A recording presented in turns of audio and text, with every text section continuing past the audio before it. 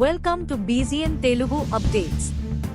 Doctor అంటే కనిపించే దైవం. దేవుడు ప్రాణం పోస్తే ఆ ప్రాణాలను నిలబెట్టే శక్తి ఒక్క డాక్టర్కి మాత్రమే ఉంది. అందుకే పేద గొప్ప తేడా లేకుండా వైద్యుడికి అందరూ చేతులెత్తి మొక్కుతారు. ఓ డాక్టర్కి సమయం స్థలంతో పనిలేదు. ఎప్పుడు ఎక్కడ ఎవరి ప్రాణాలు ఆపదలో ఉన్నా వెంటనే స్పందించి ఆ ప్రాణాలు నిలబెట్టేందుకు ప్రయత్నిస్తారు. సరిగ్గా అదే చేశారు ఓ మహిళా డాక్టర్. అప్పటి వరకు చలాకీగా తోటి పిల్లలతో ఆడుకున్న చిన్నారి ఒక్కసారిగా కుప్పకూలిపోయాడు.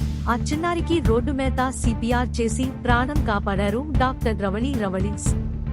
స్పందించిన తీరుపై నెటిజన్లు ప్రశంసలు కురిపిస్తున్నారు. విజయవాడ అయ్యప్పనగర్కు చెందిన సాయి అనే 6 ఏళ్ల బాలుడు సాయి మే 5వ తేదీ సాయంత్రం ప్రమాదవశాత్తు విద్యుదాఘాతానికి గురయ్యాడు.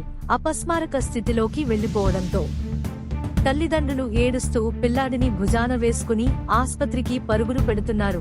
అదే సమయంలో మెడ్సి ఆసుపత్రిలో ప్రసూతి వైద్య నిపుణురాలైన నన్నపనేని రవళి అటుగా వస్తూ వారిని చూశారు.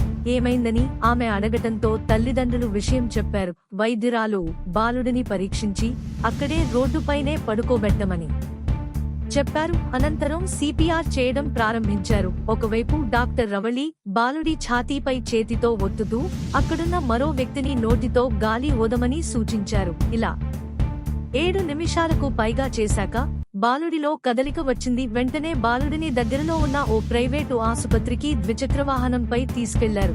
ఆసుపత్రికి వెళ్లే మార్గంలోనూ బాలుడికి శ్వాస సరిగ్గా అందేలా తలను కొద్దిగా కిందకి ఉంచి పడుకోబెట్టి తీసుకెళ్లమని సూచించారు.